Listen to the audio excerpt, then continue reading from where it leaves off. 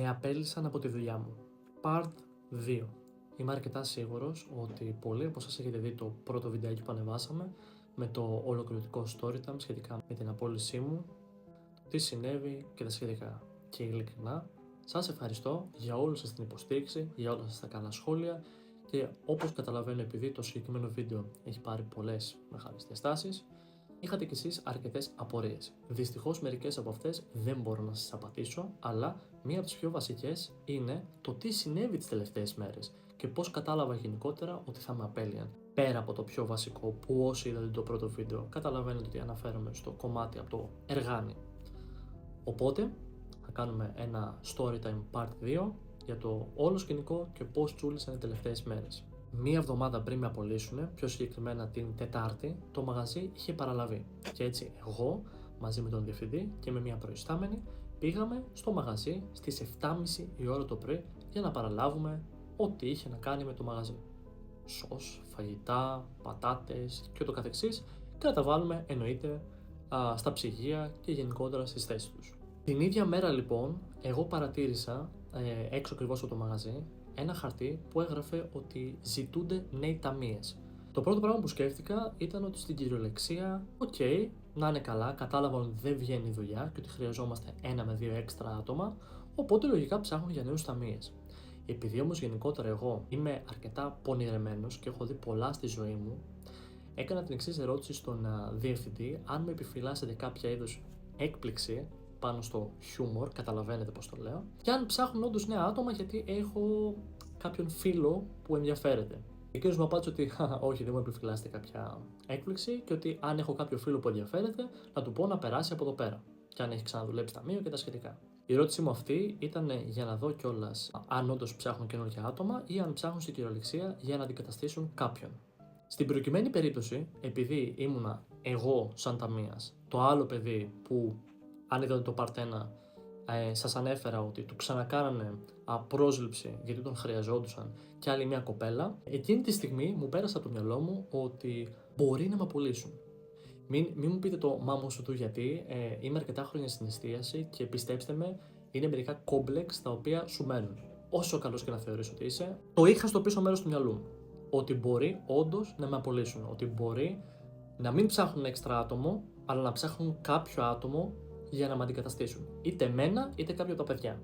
Καθώς λοιπόν περνούσαν οι μέρες, το συγκεκριμένο μαγαζί προσέλαβε μια νέα κοπέλα. Η συγκεκριμένη κοπέλα είχε ξαναδουλέψει στο παρελθόν σε ένα παρόμοιο κατάστημα και απλά χρειαζόταν ένα φρεσκάρισμα. Εγώ, σαν πιο παλιός, ανέλαβα να της δείξω αρκετά πράγματα. Όπως που είναι η αποθήκη, πώς φτιάχνουμε τις παραγγελίες, πώς γεμίζουμε τα ψυγεία, τι καθαριότητες έχει το μαγαζί, τις δουλειές γενικότερα. Τα ανέλαβα όλα εγώ.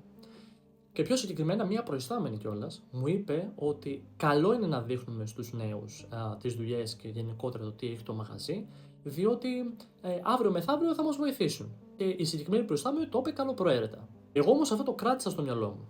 Αυτή η συγκεκριμένη κοπέλα που δεν έχω κάτι μαζί της, προς Θεού, από ό,τι φαίνεται ήταν ο αντικαταστάτης μου. Ναι, λοιπόν, ήταν ο αντικαταστάτης μου. Ήρθε, την έμαθα. Δεν με ενημέρωσε κανένας ότι θα με διώχνανε και στην κυριολεξία, 5η βράδυ που τελείωνα ας πούμε τις διαδικασίες της εκμάθησης τις τελευταίες που έμειναν, φεύγω, πάω σπίτι, ξυπνάω το πρωί και βλέπω μήνυμα στο Viber από τον διευθυντή που με καλεί ας πούμε να περάσω από το μαγαζί είτε το πρωί είτε το απόγευμα. Τον ενημέρωσα ότι θα περάσω το απόγευμα γιατί άρχισα να ξυπνήσω. Περνάω λοιπόν το απόγευμα από το μαγαζί, πάω στο γραφείο.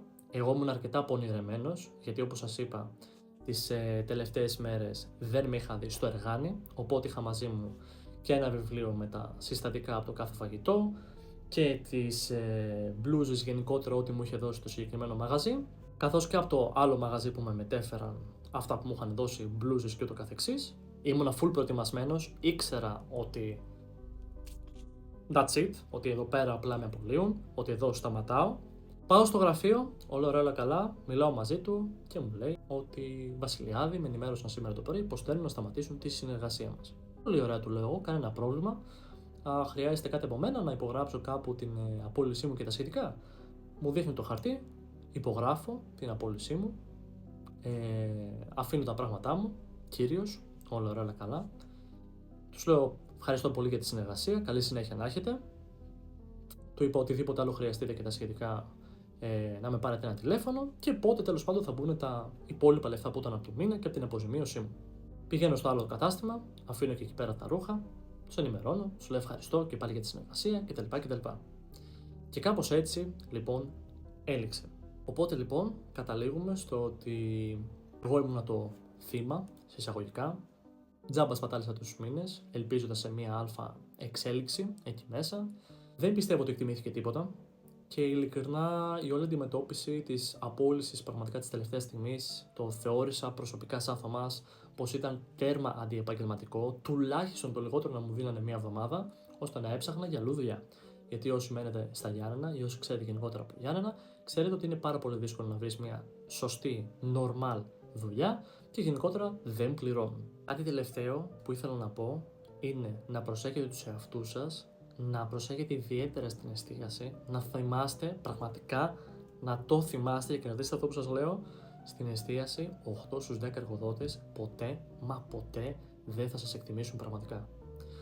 Και δεν αναφέρουμε μόνο στην οποιαδήποτε συναλλαγή το δίνεις ώρες, εσύ δουλεύεις, σε πληρώνει αυτός, ενώ γενικότερα.